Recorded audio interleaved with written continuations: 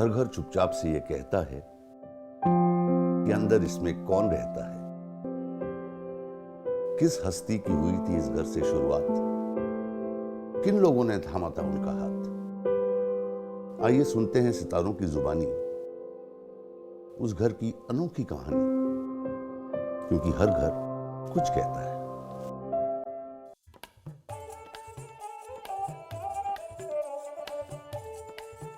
नमस्कार, मैं हूं विनय पाठक। एशियन पेंट्स हर घर कुछ कहता है में आज जिनके बचपन के घर हम आपको लेकर जाने वाले हैं, वो आज पूरे देश के हर घर का हिस्सा बन चुकी है। जब जब उनकी आंखों में आंसू आए, घर का हर सदस्य रोया, और जब भी वो मुस्कुराती हैं, सारे परिवारों में जश्न मनाए जाते हैं। छोटे पर्दे की बहुत बड़ी अदाकारा साक्षी तन्वर।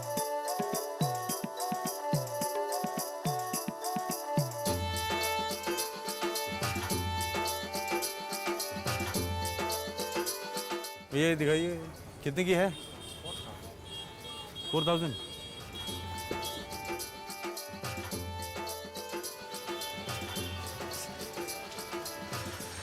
क्या कर रहे हो? ये 4000 की बैग खरीदना, देखिए बताइए। ये 4000 की बैग है? हाँ, ये भाई साहब। आओ भैया, ठीक ठीक लगाओ इसका, बताओ ये कितने यहाँ की का? रहने वाली है, देखो सब समझ के बोलना। हाँ, बताओ ना कितने का लगा रहे हो इस? कितना? 1500। 500 रुपये डालो, ये डालो इसमें। ये मैं डाल लेता हूँ, आप पैसे रखो। ये लो रखो। इतना लगाते क्या दाम? 3-4 गुना, पता नहीं कितना गुना। और तुम भी भाई बार्गेनिंग में आपकी स्किल तो काफ़ी अच्छी है।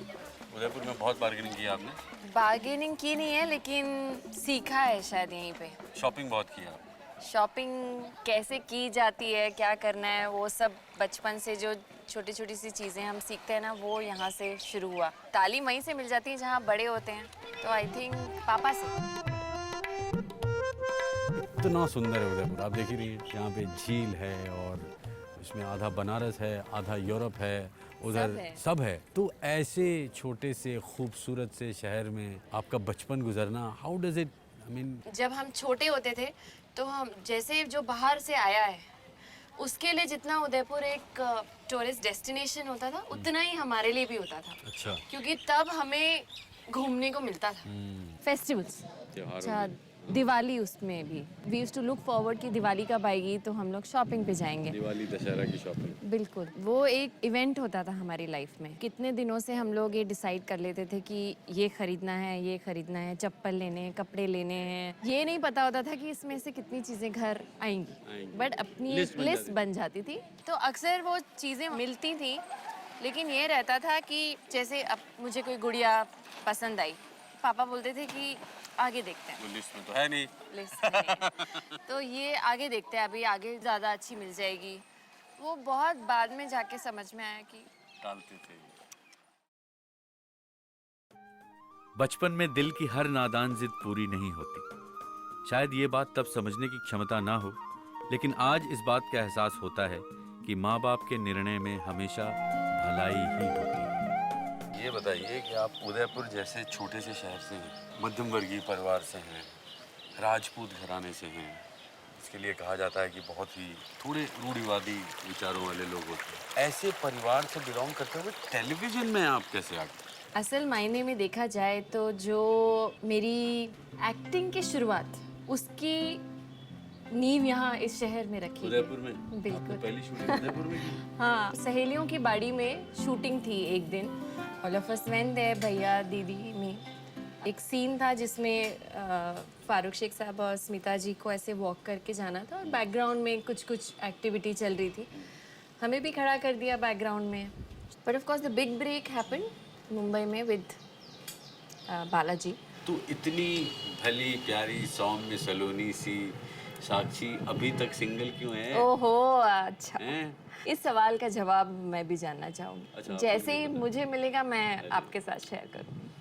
कितना आना जाना होता है आपका उधर? नहीं हुआ एक्चुअली, बीच में आई थी एक बार 3 साल पहले, लेकिन घर के अंदर नहीं जा पाई वहाँ। क्यों? अब कोई और रहते हैं वहाँ पे, जो भी ओनर्स हैं वो। हम लोग तो जब थे तब पापा को गवर्नमेंट की तरफ से मिला हुआ था। अच्छा। तो तब आधा उनका ऑफिस था और आधे पोर्शन में हम लोग अभी रहते चलते थे। हैं, हम तो टीवी वाले, हम तो कहीं घुस जाते हैं। साक्षी कई सालों बाद अपने घर लौट रही हैं। ये वही घर है जहां इनका बचपन बीता है। घर भले ही बदल गया हो, मगर यादें कहानी कहती हैं यहां बीते इनके बचपन की।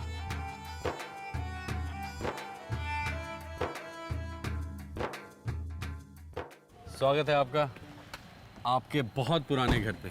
यही है वो घर? हाँ, यही घर है, बस ये नहीं था। अच्छा, 170A था, A/2 नहीं था। A/2 नहीं था, आई सपोज। और नाम? नाम RS Tanwar, 170A new Fatehpura. I think अभी शायद ये विभाजन हो गया। मुझे भी यही लग रहा है, कुछ डिवाइड हो गया। 2 मतलब एक का 2 कर दिया इन्होंने।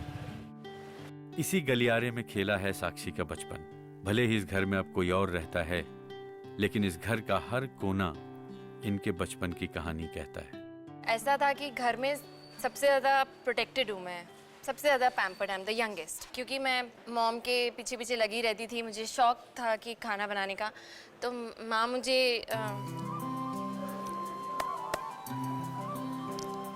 आटे की लोई देती थी चिड़िया बनाने की। और आप सेकती थी उसको या डीप फ्राई करती थी? तवे तक मुझे पहुंचना अलाउड नहीं था इस उम्र तक। तो जब भी कभी पकौड़ियाँ तलते थे या कुछ करते थे, तो मेरी चिड़िया और मेरी बतख या जो भी मुझसे बन पड़ता था वो माँ तल के देती थी। तो मुझे मतलब ऐसे लगता था कि आपने बनाया? मुझे खाना बनाना आता है। It was so beautiful. जब यादों की हवा चली ही है तो रुख क्यों बदलना, कदम बढ़ा ही लिए हैं बचपन की ओर, बस थोड़ी दूर और है चलना। आइए।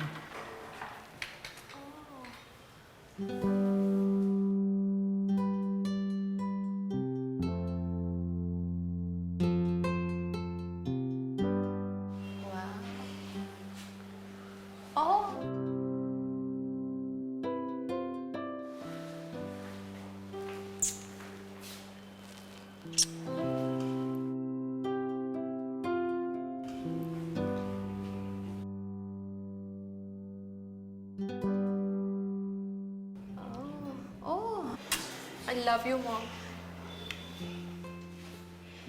This is the photograph. जब मैं आंखें खोलती हूँ तो जो सामने एक दीवार नजर आती है।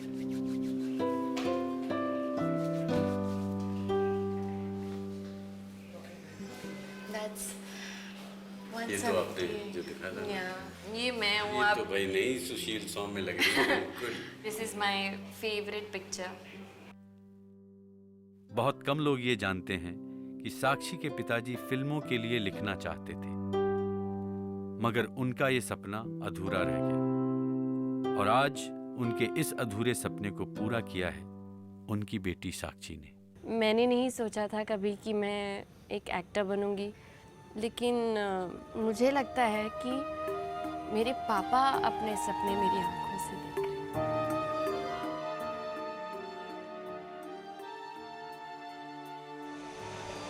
आपके पापा ने पता मुझसे क्या कहा? उन्होंने मुझसे ये कहा कि अगर साक्षी से तुम मिल रहे हो तो उससे ये कहना कि ये मेरे लिए जरूर पढ़ दे।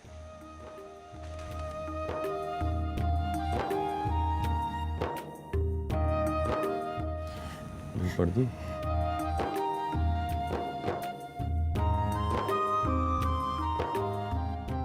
यादें ताज़ा एक बार फिर नन्ही बिटिया सोनू की, गोद खेलती हंसती रहती रही लाडली आंगन की, छूझू झूली पंगो झूली बिटिया सारे घर भर की, भोला बचपन भूली यादें उभरी यादें यादों की, मेरी अब पहचान बनी है गौरवशाली जीवन की।